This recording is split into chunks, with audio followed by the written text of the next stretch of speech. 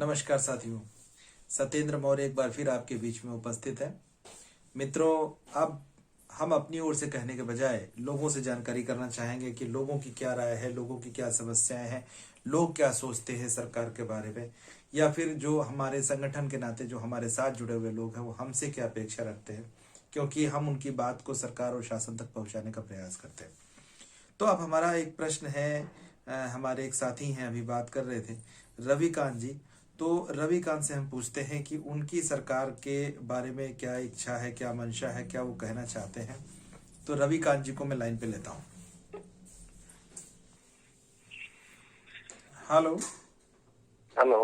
हाँ रविकांत जी। जी सर। हाँ, सत्येंद्र मौर्य बोल रहा हूँ। जी सर, बताएं। क्या हाल है भाई फर्रुखाबाद जनपद के? सब बढ़िया है सर। अच्छा, इस बार आलू का क्या हाल चाल है, पहले क्या रहा? आलू का सर कोल्ड में तो भाव अच्छा रहा जब व्यापारियों के हाथ में रहा आलू। हाँ। व्यापारियों ने खरीद के कोल्ड में स्टोरेज किया, उनका तो भाव अच्छा रहा। अच्छा अच्छा। लेकिन इस समय रेट बहुत कम चल रहे हैं। 300 रुपए का जा रहा है पैकेट। अच्छा, जी। तो अभी आप सरकार से क्या उम्मीद लगाते हैं कि सरकार को क्या करना चाहिए, या जो बहुत लंबे समय तक सरकार से आप लोगों की मांग रही हो जो अभी तक पूरी ना हुई हो, उसके बारे में कुछ बताइए। सरकार से यही मांग है, या तो आलू अन्य फसलों की तरह आलू का या तो समर्थन मूल्य घोषित करना चाहिए सरकार को, हाँ। या फिर किसानों आलू संबंधित जो भी किसान है हम्म। उनको प्रशिक्षण देना चाहिए, ताकि आलू संबंधित जो भी उत्पाद बनते हैं, चिप्स, हाँ। पापड़, अन्य उत्पाद जो बनते हैं हम्म। उनको बनाने में कामयाब हो किसान। बिल्कुल। हम्म। तो इस पर अभी तक मेरी सरकार की तो तरफ से कोई पहल नहीं हो पाई ना? ये सरकार की तरफ से कोई नहीं पहल हो पा रही सर। मतलब आपका ये कहना है कि जो चिप्स पापड़ या अन्य चीजें जो बड़ी बड़ी कंपनियां उसको बनाकर बेच रही हैं, वो चूंकि किसानों का उत्पाद है, और किसानों से जब वो बड़े बड़े इन कंपनी वालों का हाथ में जाता है तो वो बहुत अच्छा मुनाफा कमाते हैं, जबकि अरे किसान सर, पूरी एक मेहनत करता इसी है से उसको अंदाज लाने। लगा लीजिए आप। हाँ। जैसे 300 रुपए का पैकेट जा रहा है 50 किलो, ठीक है सर। हाँ। और एक चिप्स के पैकेट का 20-30 ग्राम होता है हाँ। केवल वजन। हाँ। हाँ। उसकी एमआरपी होती है 5 से 10 रुपए। हाँ। उसकी एमआरपी वो फिक्स करते हैं अपने आप। यानी किसान जो उत्पादन प्रोडक्शन करता है, इतनी बेचारा धूप में गर्मी में मरता है, वो उसकी कीमत नहीं तय कर पाता है। हम्म।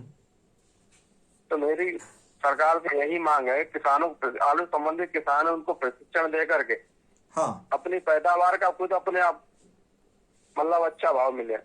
बिल्कुल सही बात है भाई। आप रविकांत जी थे, ये फर्रुखाबाद के बहुत अच्छे किसान हैं और हमारे संगठन के अच्छे सक्रिय कार्यकर्ता हैं। तो अभी आप सुन रहे थे रविकांत जी को, जिन्होंने कहा है कि किसानों के द्वारा फैक्ट्री लगाई जानी चाहिए, किसानों के द्वारा वो प्रोडक्शन जो हो रहा है, जो प्रोड्यूसर है उसके द्वारा उसकी पैकिंग की जानी चाहिए, पैकेजिंग की जानी चाहिए, और फिर बिक्री करके जो मूल्य या जो लाभ मिलता है वो उस किसान को सीधे मिलना चाहिए, बजाय कंपनियों के हाथ में जाने के। जी, बहुत बहुत धन्यवाद। तो इसी कड़ी में हमारे साथ में एक साथी है मिर्जापुर के, जो अभी अभी लाइन पर हमारे साथ जुड़े हैं। मैं उनसे जानना चाहता हूं कि वहां के किसानों की क्या स्थिति है, प्रदेश के विभिन्न जनपदों के किसानों की स्थिति के बारे में हम आपको रूबरू करवा रहे हैं। तो हमारे साथ लाइन पर है अवधेश जी। अवधेश जी से मैं जानना चाहूंगा, आप कहाँ के रहने वाले, किस गांव के, किस ब्लॉक के, किस जनपद के हैं? जरा अपना पूरा परिचय दीजिए। सर, मैं रहने वाला हूँ जिला मिर्जापुर, हम्म। ब्लॉक 96, हम्म। ग्राम कोलीपुर का मूल निवासी हूँ। जी, तो आपके यहाँ इस समय कौन कौन सी फसलें हैं खेत में? सर, हमारे यहाँ है अरहर, हम्म। सरसों, हम्म। जौ, गेहूं, चना, मटर। अच्छा, तो पिछले साल में भी यही सब फसलें आपके पास होती रही होंगी? जी सर जी। तो मैं ये जानना चाहता हूँ कि ये जो फसलें आप पैदा करते हो, इनका आपको वाजिब दाम मिल जाता है, इसमें कोई समस्या तो नहीं है? सर, मुझे समस्या बहुत है। क्या समस्या है आपकी? सर, मुझे उचित दाम नहीं मिलता है। हाँ। हम लोग पैदा करते हैं, दूसरा कोई दे देते हैं, आस पास के लोग और ले लेते हैं। मतलब दूसरे लोग हम इसका लोग। फायदा उठाते हैं, आप पैदा आप करते हो, मुनाफा कोई दूसरा खाता है? जी सर जी। बिल्कुल बिल्कुल। तो आप कैसे इसको क्या चाहते हो कि कैसे दुरुस्त हो सकता है, कैसे ठीक हो सकता है? हम लोग को सर उचित रेट मिला जाए, उचित मूल्य पर दाम पानी हम लोग का दिया जाए। क्या कभी कभी घाटा भी हो जाता है? जी सर, हाँ। घाटा भी हो जाता है। तो आप सरकार से क्या कहना चाहते हो कि आपको उचित मूल्य मिले, मतलब वो आपकी चीजों को खरीद ले सीधे? जी सर, खरीदे सर, हम लोग को उचित दाम मिला जाए। उचित दाम में खरीद ले सरकार अगर, तो आपकी समस्या का निराकरण हो सकता है। तो जैसे आप जब उचित मूल्य मिले तब बेचा करो, क्या इतने दिन तक आप रख नहीं पाते हो? क्या समस्या है आपके साथ? हाँ, हम लोग कहाँ रख पाते हैं सर। मतलब पैसे की तुरंत जरूरत होती होगी। जी सर जी। जैसे ही फसल तैयार हुई उसी समय आपने बेच दिया, उसको भंडार आप नहीं कर पाते हो। हाँ सर, हम लोग गरीब आदमी सर, जानते हैं आप। तो भंडार तो वही लोग कर पाते होंगे जिनके पास भाई व्यवस्था होगी इतना कि इतने दिन तक रख सके, है ना? जी सर जी सर, हाँ, वही लोग कर पाते हैं सर। तो भाई जो भंडार करेगा मुनाफा तो वही उठाएगा। जी सर। यही आप कहना चाहते हो? जी सर जी। बिल्कुल ठीक बात है। तो ये थे अवधेश जी मिर्जापुर जनपद से, आप इनको सुन रहे थे और बड़े अच्छे ढंग से उन्होंने अपनी बात को कहने का प्रयास किया। जो उनके यहाँ फसलें हो रही हैं, उन्होंने कहा सरसों हो रही है, चना हो रहा है, जौ हो रहा है, गेहूं हो रहा है। तो उनका यह कहना है कि अगर इसको सरकार सीधे खरीद ले या फिर कुछ ऐसी व्यवस्था बन जाए कि किसानों के माध्यम से एक समिति टाइप की बने जहाँ पे भंडारण की सुविधा हो और किसानों को वो पैसा पहले मिल जाए, उनकी चीजों का जब बेचने का समय हो, जब मार्केट में उसका रेट हो, तब वो उसको बेचें। लेकिन चूंकि तुरंत उनको पैसे की जरूरत होती है तो किसानों को उस समय पैसे की व्यवस्था सरकार की तरफ से दे दी जाए और उसका कोई ब्याज न लिया जाए। जब उत्पाद जब मार्केट में बिके सही मूल्य पर तो वो उसका पैसा चुकता कर दे। तो ये व्यवस्था अगर लागू हो जाती तो किसानों को इससे लाभ मिलेगा, ऐसा अवधेश जी का कहना है। तो अभी आप देख रहे थे कि हमारे बीच में थे अभी एक फर्रुखाबाद के किसान और दूसरे हमारे साथी थे मिर्जापुर के, और इसके बाद हम चलते हैं बाराबंकी की ओर, जो लखनऊ से सटा हुआ बिल्कुल जनपद है और बहुत ही कम दूरी पर स्थित है। और वहां के किसान हैं एक डॉक्टर रमेश कुमार मौर्य जी, जो बहुत ही संभ्रांत किसानों में गिने जाते हैं, बहुत ही अग्रणी कृषक हैं और उन्होंने कुछ अपने जीवन में ऐसी चीजें की हैं जिनको देश के अन्य क्षेत्रों के किसान सुन करके उनसे प्रभावित होंगे और अपने जीवन में उसको लागू करना चाहेंगे। तो सबसे पहले डॉक्टर रमेश जी से मैं जानना चाहूंगा, हमारे साथ लाइन पे हैं क्या? डॉक्टर साहब लाइन पे हैं? जी हाँ। हाँ, तो डॉक्टर साहब हम आपसे ये जानना चाहेंगे कि जो किसानों की समस्याएं हैं वो क्या है और उन समस्याओं से वो निजात कैसे पा सकता है? किसानों की समस्याएं हैं कि पहली चीज तो हम लोग सीरियल क्रॉप ज्यादा लोग करते हैं। हाँ, सीरियल क्रॉप मतलब धान गेहूं, मोटे अनाज, जिसका रेट सही नहीं मिलता, उत्पादन भी कम होता है। तो इसके कारण किसानों की हालत खराब रहती है। बात आई सब्जी की खेती की। बिल्कुल, सब्जी खेती में लाभ मिल सकता है। अच्छा, लेकिन वो लाभ परंपरागत जो खेती हो रही है उसमें बाई चांस लाभ होता है। आलू का रेट पिछले साल अच्छा मिल गया, हाँ, मिर्चा का रेट पिछले साल अच्छा मिल गया, लहसुन वालों का रेट अच्छा मिल गया। लेकिन अब आगे आने वाले सालों में हो सकता है जो उनकी लागत लगी वो भी वसूल ना हो। बिल्कुल सही कह रहा है। तो इस तरह से किसानों की बाई चांस, बाई लक उत्पाद मतलब रेट मिल जाता है। रेट का कोई निर्धारण नहीं रहता है, एक चीज। दूसरी चीज ये है कि जो हम खेती करते हैं, खेती में फर्टिलाइजर और पेस्टिसाइड का प्रयोग ज्यादा करते हैं। जी बिल्कुल, फर्टिलाइजर और पेस्टिसाइड के प्रयोग करने से हमारी फसल जो है ठीक नहीं होती, उसकी क्वालिटी अच्छी नहीं होती। बिल्कुल सही कह रहा और क्वालिटी अच्छी न होने के कारण उसको हम एक्सपोर्ट नहीं कर सकते हैं।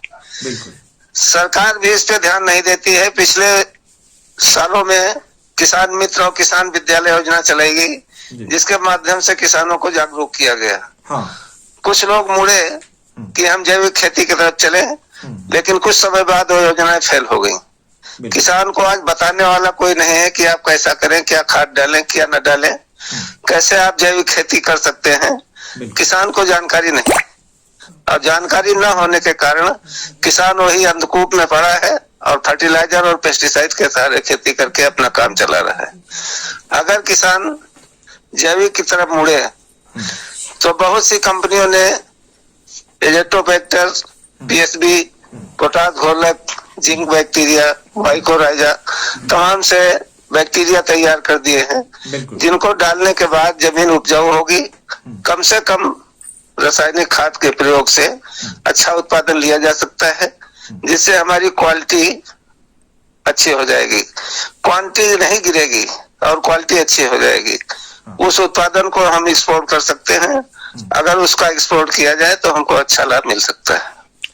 तो ये तो डॉक्टर साहब ज्यादा मात्रा में, जब हम बल्क में पैदा करेंगे, ज्यादा मात्रा में पैदा करेंगे, तभी एक्सपोर्ट की बात आएगी। जिसे थोड़ा सा हमारे पास होता है तो उसको हम कैसे एक्सपोर्ट करेंगे?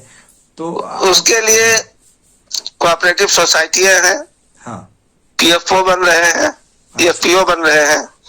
एफपीओ में 300, 400, 500 किसान होते हैं, उनका एक समूह होता है। उस समूह के माध्यम से अच्छा उत्पाद मतलब क्वांटिटी बढ़ा के एक्सपोर्ट का काम किया जा सकता है। क्या धरातल पे यहाँ अपने बाराबंकी आसपास जनपदों में लोगों ने करना शुरू किया है? नहीं, अभी शुरू तो नहीं किए हैं। जागरूक नहीं किसान। जब सरकार कोई पहल करे तो सरकार की पहल से हो सकता है। मतलब किसान को जगाने में तो बहुत समय लगेगा। अभी सरकार की तरफ से पहल होनी चाहिए। और आपका कहना है जैसे किसान विद्यालय, किसान मित्र योजना चलाई गई, तो वो हाँ, इस टाइप की योजना चला के किसानों को जागरूक किया जाए। हाँ। और उस जागरूकता अभियान के तहत किसान जब जागरूक होगा तो जैविक की तरफ मुड़ेगा। बिल्कुल। अच्छा, ये बताइए, जो पहले से किसान मित्र हैं, उन लोगों को, जो अनुभवी हैं, उनको अवसर देना चाहिए कि नए लोगों को लेना चाहिए? कैसे होगा ये? अब पहले जो किसान मित्र हैं वो तो कुछ अनुभवी हैं। हाँ। जो नए रखे जाएंगे वो क्या है, एग्रीकल्चर की जानकारी है नहीं है, उनको जब ट्रेन किया जाएगा तब वो कुछ कर पाएंगे। हाँ। तो जहां तक हो सके पुराने लोगों को रखा जाए, जिससे वो उसको सुचारू रूप से संचालित कर सके। बहुत अच्छी जानकारी दी डॉक्टर रमेश जी ने। आपके बीच में डॉक्टर रमेश कुमार जी थे। ये जनपद बाराबंकी के बिलारा के निवासी हैं और ये बहुत ही सक्रिय किसान है, अग्रणी किसान है और औद्यानिक फसलों के बारे में ये एक नामचीन हस्ती के रूप में बाराबंकी जनपद में जाने जाते हैं। तो ये थे डॉक्टर रमेश जी। बहुत बहुत धन्यवाद डॉक्टर रमेश जी, आपने बहुत अच्छी जानकारी हमारे साथ। पूरे उत्तर प्रदेश के विभिन्न क्षेत्रों के किसानों से उनकी मंशा क्या है, उनकी राय क्या है, वो किस तरह से खेती कर रहे हैं और कैसे करना चाहते हैं, सरकार से क्या अपेक्षाएं हैं, संगठन से क्या अपेक्षाएं हैं, किसानों का समूह बना करके कैसे लोग आगे बढ़ सकते हैं, कैसे अपने उत्पाद को फॉरेन कंट्रीज में बेच सकते हैं, कैसे एक्सपोर्ट कर सकते हैं, इन सब तमाम मुद्दों पर अभी हम जानकारी किसानों से ले रहे थे। अगले वीडियो में हम और तमाम लोगों से आपको रूबरू करवाएंगे।